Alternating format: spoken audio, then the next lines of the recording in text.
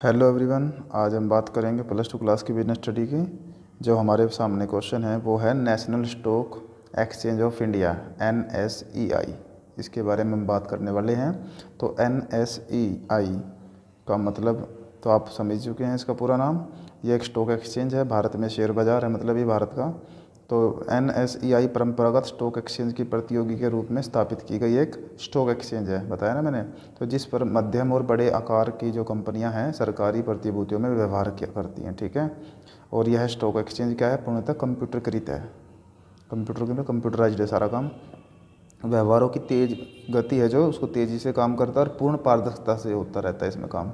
मतलब किसी तरह का लोगों छुपाई का काम नहीं है, कोई चिटिंग नहीं है, कोई गड़बड़ नहीं है। तो NSEI की स्थापना जो है नवंबर 1992 में एक पब्लिक लिमिटेड कंपनी के रूप में हुई।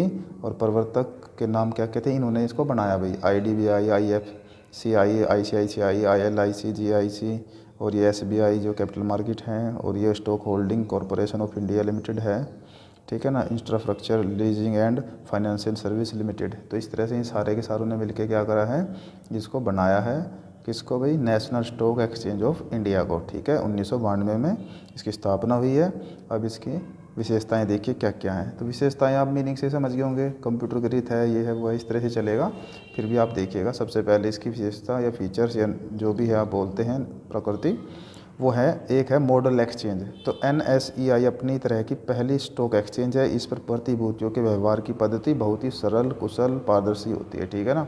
इसलिए इसे मॉडल एक्सचेंज भी कहा जाता है। दूसरी विशेषता कि यह विशेष स्थान रहित, मतलब NSEI में ट्रेडिंग का कोई एक विशेष स्थान नहीं होता। NSEI के टर्मिनल जो लगभग पूरे देश में स्थापित हो चुके हैं, तो सारी जगह फैले हुए हैं। इसका कोई एक स्पेशल जगह नहीं है, कहीं भी आप बैठ के, कंप्यूटराइज तो है ही है अपना जो भी है। NSEI स्टॉक एक्सचेंज है जो, इससे आप जुड़ सकते हैं।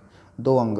NSEI पर व्यवहार की जाने वाली प्रतिभूतियों के आधार पर इसे दो भागों में बांटा गया है। एक थोक ऋण बाजार अंग, इसे मुद्रा बाजार अंग भी कहा जाता है, कि इसका संबंध सीधा government security bond of public sector वगैरह वगैरह से होता है, क्योंकि थोक में होता है। पूंजी बाजार अंग में क्या है, इसका संबंध कंपनियों के अंश और ऋण पत्रों से होता है।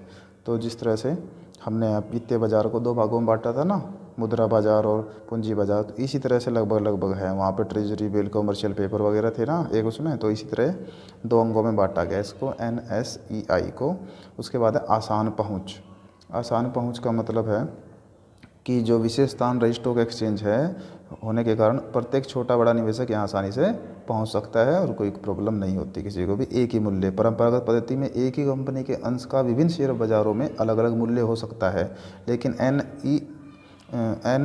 NSEI पर सभी शहरों में एक ही समान, एक ही समय पर एक ही मूल्य होता है। ध्यान रहे ये बात। आदेश चलित पद्धति है ये। NSEI आदेश चलित पद्धति पर आधारित स्टॉक एक्सचेंज है।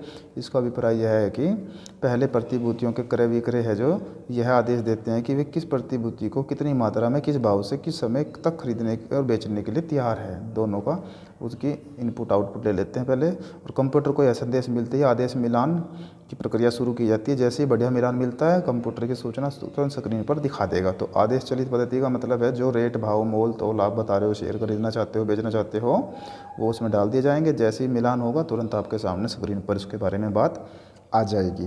तो ये थी सारी की सारी NSEI की विशेषताएं। अब हम आपको लेके चलते हैं NSEI के क्या क्या उद्देश्य हैं, किन उद्देश्य के बेस पर इसको बनाया जाए, खोला गया है, ठीक है। तो सबसे पहले उद्देश्य है जो NSEI का, वो है राष्ट्रीय स्तर पर एक स्टॉक एक्सचेंज है। ये सबसे पहला ऑब्जेक्टिव क्या है भाई, कि जो इसकी जो अध्यक्षता है वो श्री MJ फेरवानी है, कि उसमें अध्यक्षता एक समिति या निर्णय लिया गया कि राष्ट्रीय स्तर पर एक स्टॉक एक्सचेंज होनी चाहिए, ताकि निवेशकों का पूंजी बाजार में विश्वास बढ़े, कॉन्फिडेंस, क्यों डर रहता ना कोई पैसे मर ना जाएं। तो उसके लिए इसकी स्थापना की गई उस उद्देश्य से। तरलता में वृद्धि, ये हेडिंग तो आप जितने भी स्टॉक एक्सचेंज वाले क्वेश्चन हैं उनमें डाल सकते हो, ठीक है ना।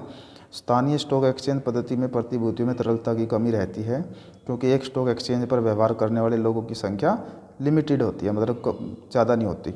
इसके विपरीत NSEI के माध्यम से पूरे देश निवेशक एक ही समय पर एक स्टॉक एक्सचेंज में ट्रेडिंग कर सकते हैं। इससे प्रतिभूतियों में क्या बढ़ती है, तरलता, क्योंकि बहुत सारे जुड़ जाएंगे व्यक्ति, तो फटाफट बेचा और खरीदा जा सकता है स्टॉक को। सौदे में पारदर्शिता, NSEI के लोकल जो टर्मिनल पर जाकर बाजार में विभिन्न प्रतिभूतियों में हो रहे सौदे को देखा जा सकता है। इसलिए सौदे में किसी प्रकार की कोई गड़बड़ की संभावना नहीं होती, सब कुछ पारदर्शी होता है। निपटान अवधि को छोटा करना, मतलब परंपरागत शेयर बाजार में सौदे को निपटाने की पद्धति बहुत पुरानी हो चुकी है। तो इस पद्धति में सौदे को लगातार संख्या है जो मतलब बढ़ती संख्या को नियंत्रित करने का कठिन हो रहा है, मतलब ज़्यादा संख्या होने की वजह से उसको जल्दी सौदा नहीं हो पाता था। तो NSEI ने क्या करा, सौदे को अतिशीघ्र निपटाने की व्यवस्था कर दी। उससे क्या होगा, टाइम कम लगता है, फटाफट काम हो जाता है। तो एक उद्देश्य इसका यह है कि सौदे को जल्दी या कम समय में पूरा करना। अंतर्राष्ट्रीय परिमापों को पूरा करना, तो अंतर्राष्ट्रीय स्तर पर अनेक शेयर बाजार हैं जो आधुनिक शेयर बाज़ारों की स्थापना की जा चुकी है, किया जा रहा है स्थापित उनको, क्योंकि भारत में भी अंतर्राष्ट्रीय स्तर का एक स्टॉक एक्सचेंज स्थापित किए जाने की सख्त ज़रूरत थी। तो NSEI ने क्या करा, अंतर्राष्ट्रीय परिमापों के अनुरूप स्थापित की गई एक आधुनिक स्टॉक एक्सचेंज बन गई है। ठीक है, तो इस तरह से NSEI के उद्देश्य समाप्त होते हैं। Thank you.